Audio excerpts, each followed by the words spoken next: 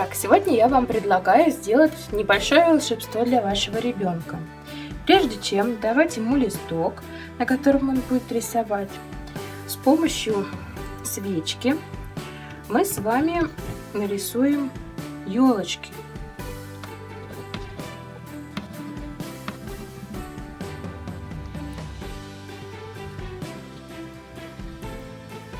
Вообще можно нарисовать все, что вам придет в голову, что интересно вашему ребенку, на что вы способны, ваши творческие способности.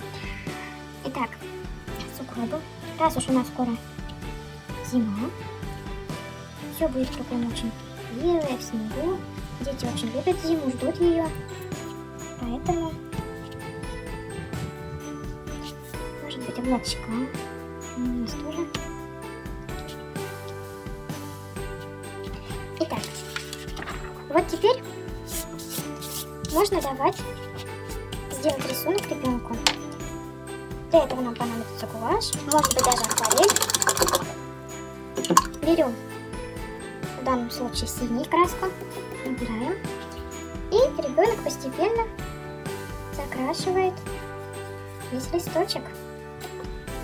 И вот у нас появляется наш волшебный лес.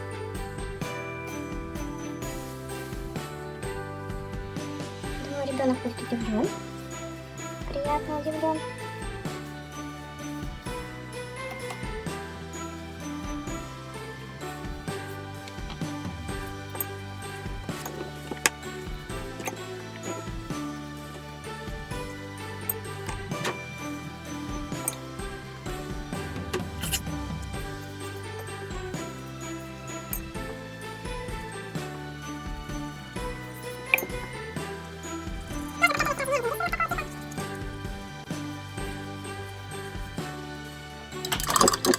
Вот такой вот лес у нас получился.